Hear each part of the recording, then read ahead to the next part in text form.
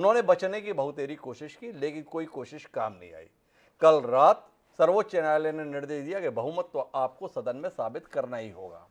और जो शिवसेना लगातार ऐलान कर रही थी कि बहुमत हमारे साथ है, जितने बागी विधायकों की संख्या एकनाथ शिंदे के साथ बताई जा रही है उसमें कोई सच्चाई नहीं है, जो गुवाहाटी में बैठे हैं उनमें से भी कई हमारे साथ हैं, वो सारे दावे धरे के धरे रह गए। जैसे ही ये खबर आई कि सुप्रीम कोर्ट ने कह दिया है कि बहुमत साबित करना होगा, उद्धव ठाकरे ने हथियार डाल दिए। उन्होंने फेसबुक के माध्यम से बताया कि मैं मुख्यमंत्री पद से इस्तीफा दे रहा हूं। रात में ही स्वयं गाड़ी चलाकर राज्यपाल के पास गए और उन्हें इस्तीफा सौंप भी आए। लेकिन उन्होंने इस्तीफा केवल मुख्यमंत्री पद से नहीं दिया, विधान परिषद की सदस्यता से भी दे दिया है। राजनीतिक घटनाक्रम तेज है। अब देवेंद्र फडणवीस की एक बार फिर मुख्यमंत्री के पद पर शपथ लेने की और एकनाथ शिंदे और उनके समर्थकों के सरकार का हिस्सा बनने की औपचारिकताएं पूरी होने का इंतजार देश कर रहा है। तो इसी संदर्भ में ही हम थोड़ा विस्तार से समझने की कोशिश करते हैं। हमारे साथ अरविंद तिवारी जी जुड़ चुके हैं। अरविंद जी, आपसे ही समझना चाहेंगे, भारतीय जनता पार्टी जो कल तक बता रही थी कि वो कहीं नहीं है, अब देख रहे हैं कि सब जगह भारतीय जनता पार्टी ही है। अब अगला कदम क्या?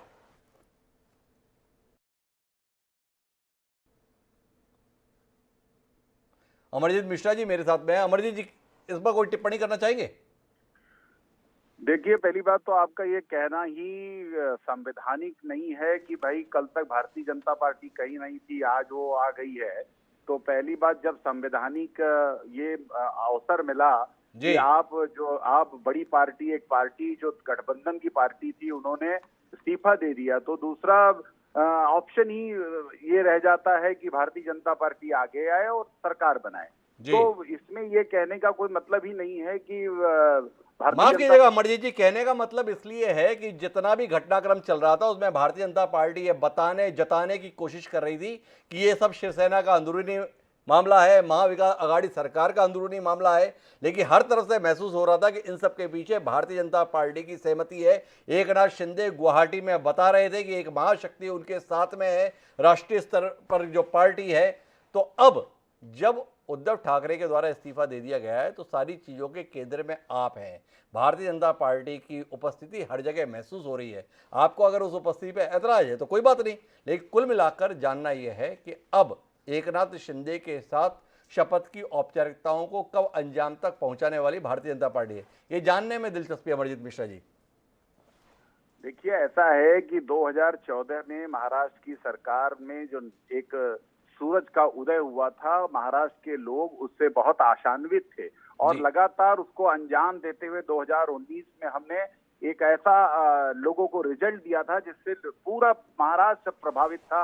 न सिर्फ महाराष्ट्र बल्कि महाराष्ट्र के लोग जो दूसरे प्रदेशों में रहते हैं वो भी प्रभावित थे। जी। ऐसे में जब देवेंद्र फडणवीस का कद बहुत बढ़ गया था, जी। ऐसी सारी पार्टियां मिलकर उसको रोकने का प्रयत्न करती थी। मुझे लगता था कि जो लोग विचारों का परित्याग करते हैं, अपने विचारों को तिलांजलि देते हैं, ऐसे लोगों का यही हश्र होता है और इसलिए अंतर विरोध बहुत बढ़ा।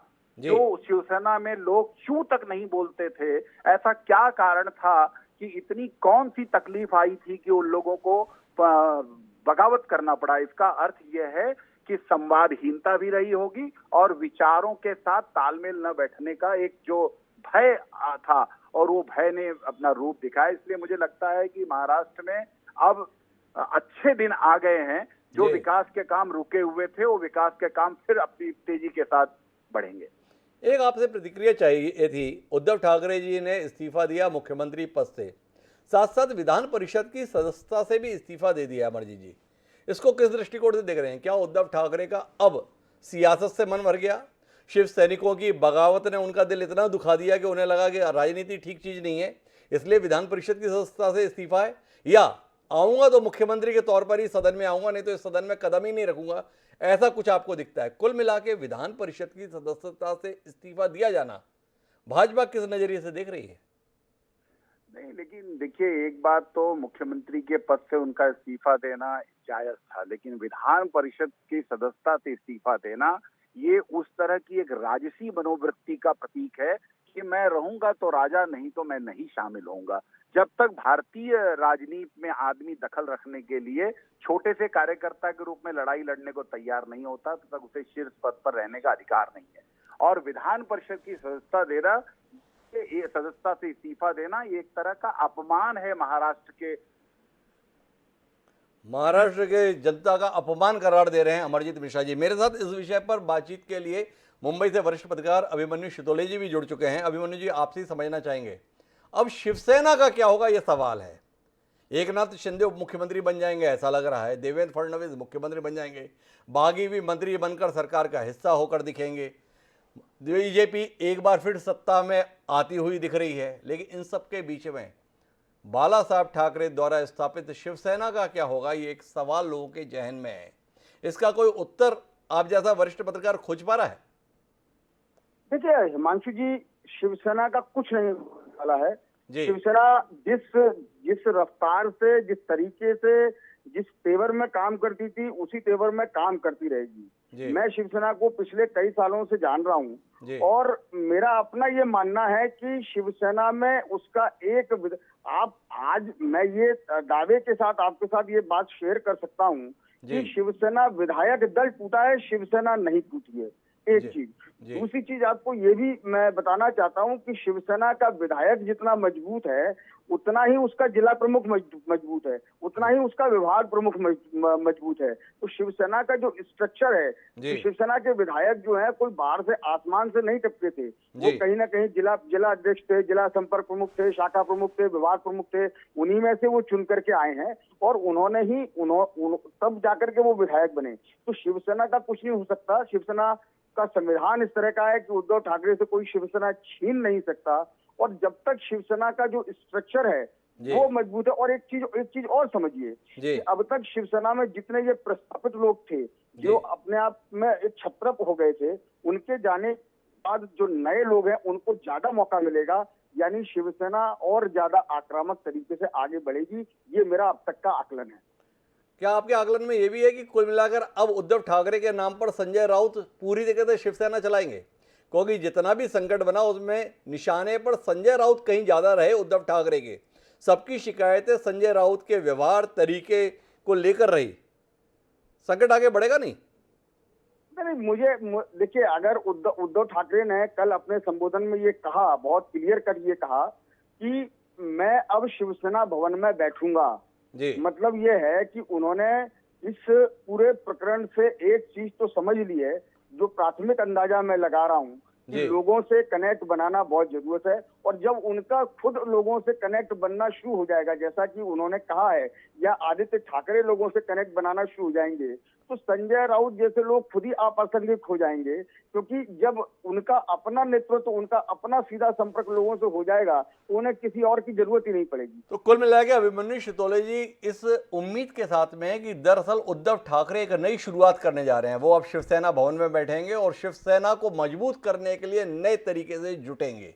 लेकिन इन सबके बीच में शिवसेना का होगा क्या, ये एक संवैधानिक प्रश्न के तौर पर भी हमारे सामने है। इसका उत्तर लेने के लिए हम चल रहे हैं छत्तीसगढ़ विधानसभा के पूर्व प्रधान सचिव देवेंद्र वर्मा जी के पास। देवेंद्र वर्मा जी, ये सवाल लेकर आपके पास इसलिए आ रहा हूं कि उद्धव ठाकरे ने विश्वास मत हासिल करने से इनकार कर दिया और इस्तीफा दे दिया। दिख रहा है कि भारतीय जनता पार्टी एक बार फिर सत्ता में आ रही है, देवेंद्र फडणवीस एक बार फिर मुख्यमंत्री पद की शपथ ले रहे हैं, लेकिन उन्हें शपथ ही नहीं लेनी, उसके बाद सदन में बहुमत साबित करना होगा। अब यहां पर पेच यह है कि उस समय पर शिवसेना के विधायक करेंगे क्या एकनाथ शिंदे विधानसभा में शिवसेना के नेता के तौर पर मान्यता प्राप्त रहेंगे?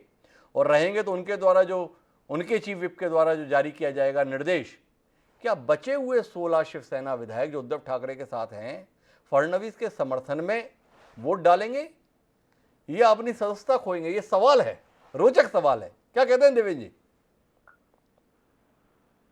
देखिए क्या है कि जहाँ तक सभा का प्रश्न है, सदन में तो जो जिस पार्टी से चुनकर आता है वो उसी पार्टी का ही कहलाता है, चाहे वो अलग ग्रुप बना ले तब भी वो कहलाएगा उसी पार्टी का।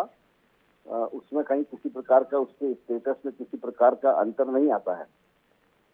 और ये मामला सुप्रीम कोर्ट में लंबित था और आपको ध्यान होगा सुप्रीम कोर्ट में लंबित मामले के परिप्रेक्ष्य में ही छत्तीसगढ़ विधानसभा में जब अमित जोगी को पार्टी से पृथक किया था जी तब उनको उनकी सदस्यता वैसी ही कांग्रेस पार्टी की रखी थी, लेकिन कांग्रेस पार्टी अपनी नहीं मानती थी। जी अब इस मामले में वास्तव में बहुत पेचीदा प्रश्न है, क्योंकि अभी भी एकनाथ शिंदे कह रहे हैं कि हम ही शिवसेना हैं। जी तो निश्चित तौर पर वो शिवसेना तो है, लेकिन वो केवल विधायक दल का शिवसेना है। जी पार्टी में अभी उनकी किसी प्रकार की हैसियत नहीं हुई है कि वो पार्टी के पदाधिकारी बने, या पार्टी में किसी प्रकार का डिवीजन भी अभी नहीं हुआ है।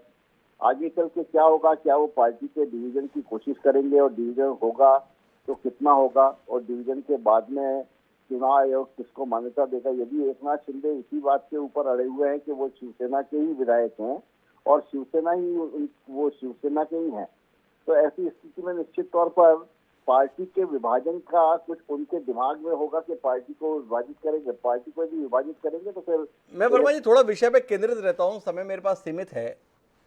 मैं उस दृश्य के संदर्भ में आपसे उत्तर चाहता हूँ कि जब देवेंद्र फडणवीस सदन में बहुमत चाहेंगे, विश्वास मत चाहेंगे, उस समय अगर एकनाथ शिंदे को मान्यता रहती है शिवसेना दल के नेता के तौर पर, उनके द्वारा नियुक्त चीफ विप अगर कार्य कर रहा होता है, तो उसके द्वारा जारी किया गया विप उद्धव ठाकरे के साथ जो 16 विधायक अभी दिखाई दे रहे हैं मानने के लिए बाध्य होंगे या नहीं होंगे? और अगर बाध्य होंगे तो क्या उनको भी देवेंद्र फडणवीस की सरकार का समर्थन करना पड़ेगा? देखिए, एकनाथ शिंदे यदि किसी को चीफ विप नियुक्त करते हैं और उसको मान्यता मिलती है चीफ विप के तौर पर शिवसेना के, तो निश्चित तौर पर चीफ विप की जो भी विप जारी किया जाएगा उस विप का पालन उनको करना होगा।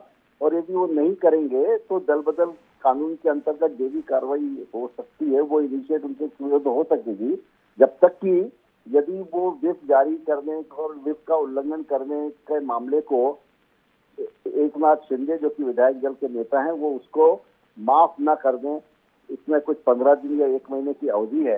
यदि उसमें अवधि यदि माफ कर देते हैं तो फिर सदस्यता नहीं जाती है, लेकिन माफ नहीं करते हैं और कोई आवेदन सीओ मोटो नहीं होता इसमें निहरता, यदि कोई आवेदन अर्जी कोई होती है स्पीकर के पास में, तो निश्चित तौर पर उसके ऊपर विधि के अंतर्गत कार्रवाई हो सकती है और उसमें उनके सदस्य। तो बड़ी रोचक स्थिति अब महाराष्ट्र विधानसभा में बनने जा रही है। पहले एकनाथ शिंदे और उनके समर्थकों की विधायकी खाने की कोशिश थी, लेकिन अब संकट उद्धव ठाकरे के सामने इस बात का रहेगा कि जो 16 विधायक उनके साथ रह गए उनका साथ बना रहे और उनकी सदस्यता भी बना रहे। आने वाले समय में इस संकट से उद्धव ठाकरे कैसे निपटेंगे जानने में सभी की दिलचस्पी रहेगी। बहरहाल अब रुक